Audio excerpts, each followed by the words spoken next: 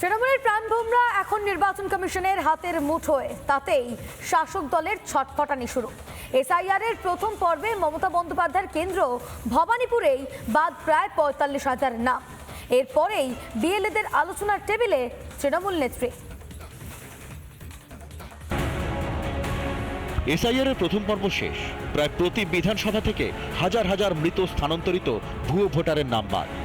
নামবাদের তালিকায় রয়েছে মমতা ব্যানার্জির ভবানীপুর কেন্দ্র। প্রথম ধাক্কাতেই বাতিল প্রায় ৪৫,০০০ নাম। তাতেই ছটফটানি শুরু তৃণমূলে।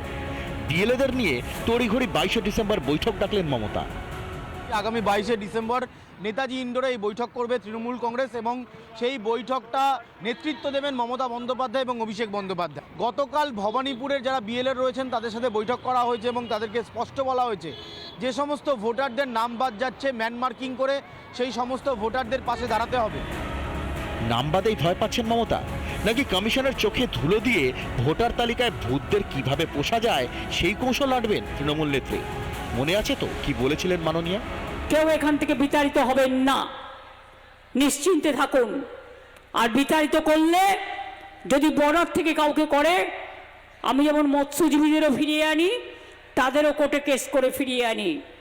বিচার এখনো আছে, আমরা তার জন্য সর্বদা আপনাদের পাশে আছি। মমতার বৈঠক নিয়ে খোঁচা বিজেপি। নির্বাচন কমিশনের এই যে তালিকা, যে প্রায় ৪৫,০০০ ভোটারের নাম বাদ গেল, তারাই ২০২১-এ ভোট দিয়েছিলেন এবং যার জন্য আমি ২৮,০০০ ভোটে হেরেছিলাম। বন্দ্যোপাধ্যায় আজকে আবার বিএলএদের নিয়ে চমকির মিটিংয়ে বসে, আপনি সব জানেন।